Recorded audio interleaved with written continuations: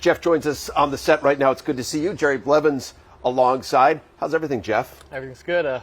Glad to be back at camp. Well, it's good to have you with us here on the show. So, as I mentioned, you won the batting title a couple of years ago. How do you get back there? I think it's just, taking good at bats, staying through the ball, not trying to give, too many at bats away. Those are always tough, when you're looking for a pitch and, you chase something a little bit and you kind of roll over. And I think if you can limit those and then just stay on the line, good things can happen and, maybe there at the end of the year. I think one of the things that we spoke about quite a bit on the pre- and post-game show last year, especially early in the season when the shift was starting to take effect and there was so much discussion, was that affecting you? Did it affect you, and how did that materialize over the course of the season?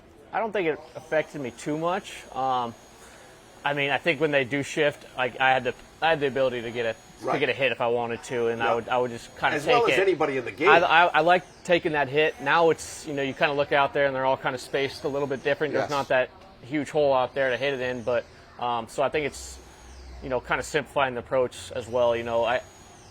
I do so well when I think I stay up the middle, and when I try to stay up the middle, I pull the ball a lot. Right. That's kind of just who I am. When I stay up the middle, I pull the ball a lot, and that's what I was kind of doing the last 2 months of the season. Yeah. I think I was focused on staying up the middle, and then they were just kind of naturally pulling the ball. I know my numbers look the best when I do pull the ball. I think just the OPS, that kind of stuff, but not trying to.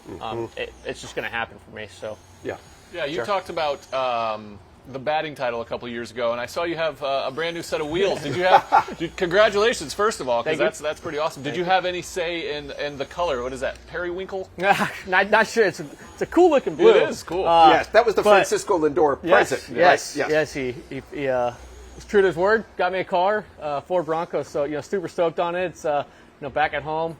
May get it out in New York. We'll see. What are some of the goals that you have for yourself moving forward this year? For me, I think really not trying to do too much of the plate. I think it's something you got to keep reminding yourself of, and just get a hit here. Just kind of stay at the middle. Don't get too big. Don't do any of that kind of stuff. But also then kind of a number for me is 300. That's always been my number. I want to hit 300. If I can do that, I think it means I had a pretty good year. I know the power numbers are going to come with that because I'm taking good at bats as well. So 300 is a goal for me, and then obviously a team goal. We got to get back to the playoffs. Got to get there, and we want to play some good baseball and get back. You talk about wanting to get back to the playoffs. So there was so much expectation a season ago, and it didn't work. Why do you think it's going to work this year? Yeah, last year was just unfortunate. I think we had such high hopes, and I think when we weren't playing well, it was that much worse for us. It just I feel like it was a letdown.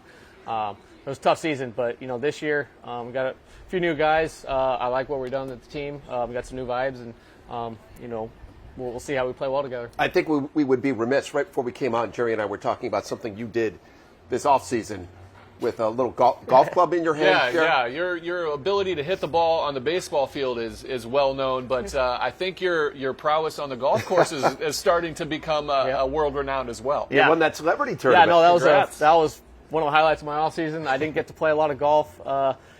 Going in the early off season with my injury, I was just resting, rehabbing it, and got to play in that tournament and played well. So that was my first celebrity golf tournament. Cool. First 4-day event.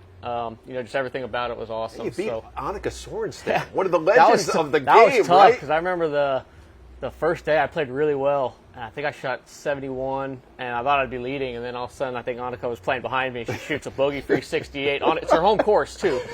On her home course, I got no chance against her. But, I was able to do it for 4 days and, come out on top. That was awesome. Jeff, great to visit with you.